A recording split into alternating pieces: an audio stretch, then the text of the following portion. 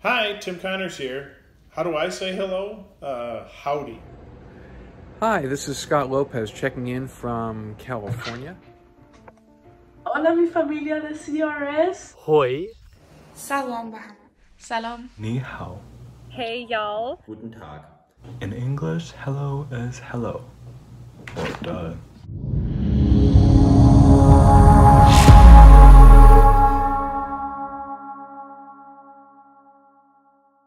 I have many great memories from camp, but my best camp memory is hearing and singing the Good Night song together with others, and also walking under the stars during the wilderness trip.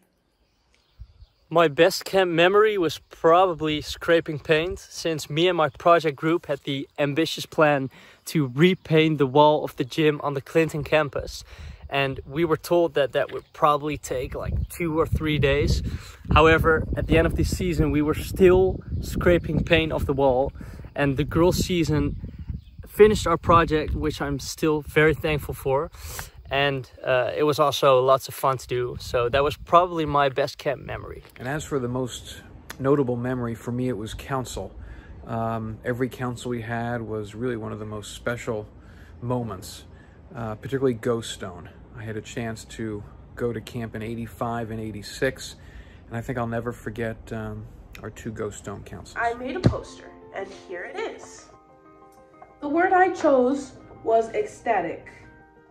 And for those of you who don't know what the word ecstatic means, I have a dictionary definition right here, and I'm going to read it to you. Ecstatic, feeling or expressing overwhelming happiness or joyful excitement. That's the word I chose for camp. But it's not enough words to describe what I experienced or felt in camp. So what I did is I chose one word for every single letter in this word ecstatic. By far, my best camp memory is the tight friendship bonds I made with other campers. And these bonds still hold. And I will do my very best that they continue to hold. What's my best camp experience? Singing at the lunch tables. It was so inspiring, so uplifting. And a favorite camp memory is basically every time that we would come together after council, put our arms around each other and sing "Lean on Me" at the top of our lungs. For me, camp is the sound and smell of a fire, the voices around it, and the wisdom that is shared. My favorite camp memory was our hike to the middle of absolutely nowhere. I'm extremely thankful for the counselors on my hike, as well as the Holy Cow ice cream place. Because, holy cow, I had no idea we'll get ice cream. I remember the very first assembly, just after we got off the buses. So standing in a big circle on the lawn next to the main building, and a girl said, "I may be poor, but I am somebody. I am somebody. I am black, beautiful. I must be respected. I must be protected." And then something that I would like to share about the Dutch culture is that we celebrate King's Day. And on that day, we actually celebrate the birthday of our king or queen. And right now we have Koning Willem-Alexander, which is our king. And on King's Day, we go onto the streets all in orange clothes, with orange paint on our faces, and also in the colors of our flag, which is red, white, and blue. And we all just celebrate the day and drink some beers, go onto the canals, and have lots of fun together to celebrate his birthday. I come from a Czech family, and so something about my culture, my family culture, that I'd like to share is something called kolačkis, which is a bread-based pastry, very delicious, that has some kind of filling. My favorite is apricot, so The making of that is a tradition that has been passed down for generations, and something that many of my family has been taught.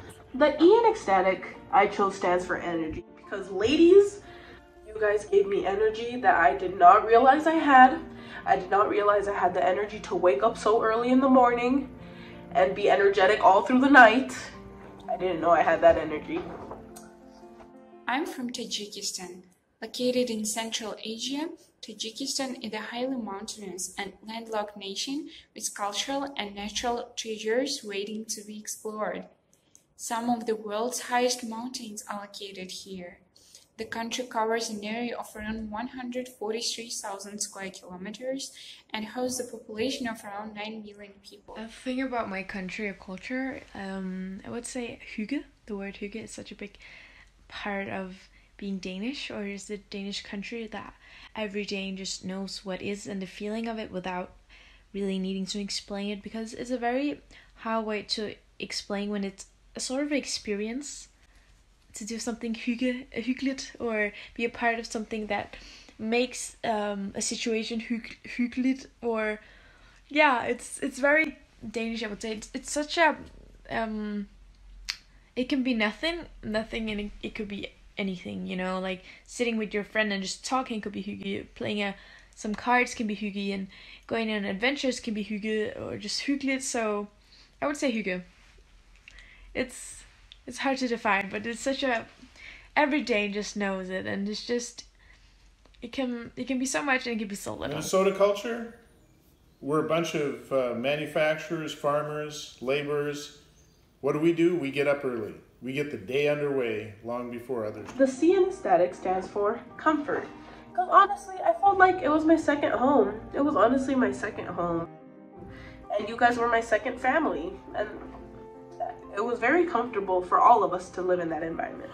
Well, America isn't in the best state at the current moment. However, one cool thing about the United States is that Camp Rising Sun is in America. So, people think about Germany, a few stereotypes emerge beyond the no small talk mentioned before. Either they only talk about the beer or the Oktoberfest, or also Bratwurst, or all Germans are considered Nazis, what is definitely not true. In fact, it is easier to understand the German culture, Germany itself and its people, if you come here and experience it yourself. Germany is a very hospitable country. Come and join me here. The S stands for smile. Now, I have never seen so many smiles in my life. Like, literally walking down inside the main place and everything. Just walking down and seeing a smile every day. It's something that you don't see every day. Especially in real life, it's something that you rarely see.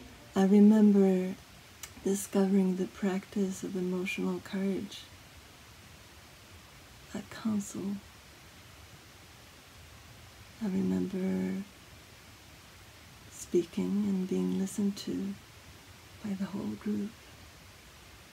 I remember Sarah, the counselor, my soon-to-be life friend, saying, I wonder if I can record this, because I think you have something very important to say.